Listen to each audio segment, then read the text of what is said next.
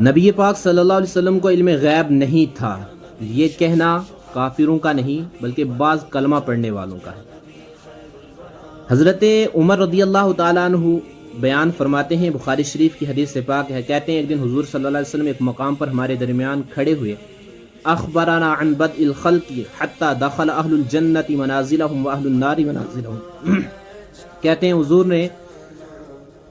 کائنات کی ابتدا سے لے کر جہاں سے یہ کائنات بنی ہے وہاں سے لے کر جنتیوں کے جنت میں جانے اور جہنمیوں کے جہنم میں جانے تک کے سارے حالات بیان کیے۔ یعنی حضور صلی اللہ علیہ وسلم کے بظاہر دنیا میں تشریف لانے سے پہلے جو کچھ ہو چکا تھا حضور نے وہ بھی بتایا، اور حضور صلی اللہ علیہ وسلم کے بعد جو کچھ ہو رہا ہے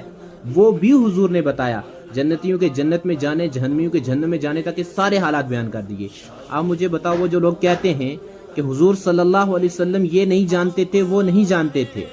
وہ کہاں سے پڑھ کر آتے ہیں، کیا پڑھ کر آتے ہیں، اور پھر وہ بیان کرتے ہیں کہ حضور یہ نہیں جانتے تھے، وہ نہیں جانتے تھے۔ حضرت عمر کہتے ہیں جس نے اسے یاد رکھا، حضور نے جو کچھ بیان کیا، یعنی جس نے جو یاد رکھا اس نے یاد رکھا، اور جو بھول گیا وہ بھول گیا، لیکن میرے آقا صلی اللہ علیہ وسلم نے سارا کچھ بیان کر دیا۔ اس کا پتہ یہ چلتا ہے اللہ نے اپنے حبیب صلی اللہ علیہ وسلم کو جتنا چاہا اتنا علم دیا، ما کان کا علم بھی دیا اور ما یکون کا علم بھی دیا۔ اس لیے